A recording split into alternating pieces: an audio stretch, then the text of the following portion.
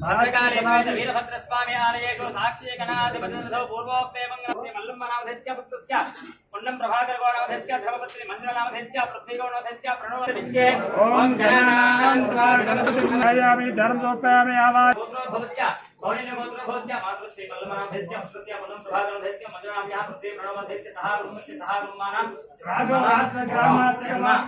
दिनोत्सव शुभ समये सकल दृष्टिदोष निवारणस्तु परमेश्वर अनुग्रह सिद्धिरस्तु राजकीय सकल दृष्टिदोष निवारणस्तु काशी विश्वेश्वर वायुमां रक्षमां मनसुलो कोरिकोल्कोंडि ध्यानं आपादानभद्धलानभवरमि आवाहयामि आसत्यामि हस्तयोः अर्घ्यमदाय नमः ओम ऊर्ध्वाय नमः ओम ऊर्ध्वाय नमः तत्पुरुषाय विद्महे महादेवाय धीमहि रुद्र प्रचोदयात् ईशानः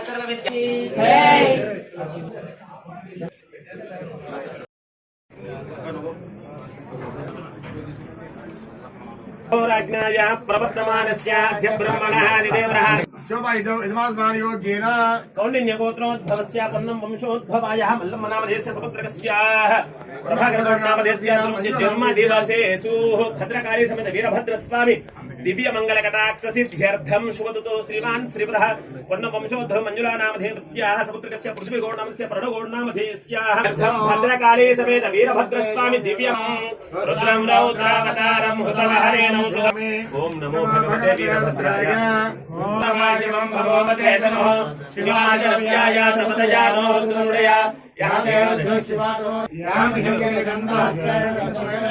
शिवांगिर्प्रधानकुरुमाहिनो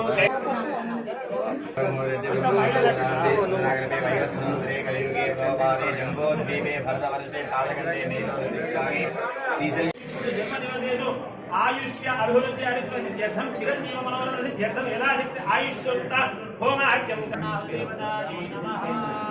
నేను రాష్ట్ర ప్రభుత్వం 3500 సంవత్సరానికి నిర్మిస్తా ఉంది. 3500 ఇళ్లకు సంబంధించి ఈ సంవత్సరం ఎంపిక ప్రక్రియ గ్రామాల్లో పేదలకు నిరుపేదలకు ఇవ్వాలి. ఎందుకంటే ఇల్లు కావాలనే డిమాండ్ చాలా ఉంది. అర్హులు కూడా చాలా మంది ఉన్నారు, నేను ఒప్పుకుంటా.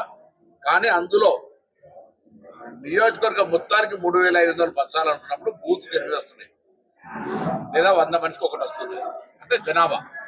సో దానిలో ఇస్తా ఉన్నాం. మళ్ళీ 2 నెలలలో మళ్ళీ 3500 వస్తాయి, మళ్ళీ నెక్స్ట్ ఇయర్ మళ్ళీ 3500 వస్తాయి. అందరికి ఇస్తాం మేము ఓపిక. ఇందులో నేను కూడా అధికారులను కానీ మా నాయకులను కానీ అన్ని పార్టీల నాయకులను పారదర్శకంగా ఎంపిక జరిగి గ్రామాల్లో డిస్ప్లే చేయమని చెప్తా ఉన్నాం. నేను ఎక్కడగా శాసనసభ్యుడిగా మంత్రిగా జోక్యం చేసుకోవడం లే. ఇంత పారదర్శకంగా ఎటువంటి అర్హులల్లో అర్హులు నేనేమంటున్నా 100 మంది అర్హుల్లో 20 ఇళ్ళు వచ్చినాయి. అందులో 20 ఎవరికి సెలెక్ట్ అవుతారు అనేది కొంత ఇబ్బందికరమైనటువంటి టఫే. కానీ అది ఎంపిక చేసినప్పుడు లీడర్ కాబట్టి అటు అధికారులు మీరు గ్రామంలో బోర్డు పెట్టి డిస్ప్లే చేసి 20 మందిని ఎంపిక చేయాలి. ఈ సందర్భంలో ఎవరైనా అధికారి కానీ ఏ పార్టీ నాయకుడైనా కానీ మా పార్టీ నాయకుడైనా కానీ ఎవరైనా బ్రోకర్ కానీ ఎక్కడన్నా ₹1 ఇందిరమ్మ పేరు చేసుకుంటే క్రిమినల్ కేసు నేనే పెడతా, నేనే పిటిషనర్ అవుతా, లేదా జిల్లా కలెక్టర్ పిటిషనర్ అవుతారు. ఎందుకు చెప్తున్నా? ఇంత పారదర్శకంగా ప్రభుత్వ పథకం క్షేత్రస్థాయిలో చేరాలని. మీరు ఎక్కడన్నా నేను ఈయనకి ఇల్లు ఇయ్యి అని రాజకీయ చొక్కం చేసుకుంటలేదు. ఎక్కడన్నా అన్యాయం అయితే తప్పకుండా దృష్టి నేను చెప్పినా కదా, 50 ఇండ్లు వాస్తవంగా జన్యులు ఉన్నారు, 20 వచ్చినాయి అనుకుందాం.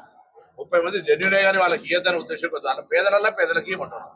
సో ఆ విధంగా 10 సంవత్సరాల్లో ఈ నియోజకవర్గానికి ములుగునూరు తప్పితే 200 ఇళ్ళు ఇచ్చినటువంటి వాళ్ళు మాట్లాడే అర్హత లేదు, వాళ్ళు విమర్శిస్తలేరు. ఇప్పుడు ఇస్తున్న ఇంట్లో పేదలకు చెందేటట్టుగా అన్ని రాజకీయ పార్టీలు సహకరించారు. అందరూ మా గ్రామ నాయకులు రేపు పొద్దున మీ ఊర్లే బొంబాటు ఇచ్చిండ్రా, న్యాయం ఉన్న వాళ్ళకి ఇచ్చిండ్రా అంటే రేపు స్థానిక సంస్థలు ఉపయోగపడుతుంది. 10వ పరకు ఆశపడితే ఉన్నది 100 పెట్టినా రేపు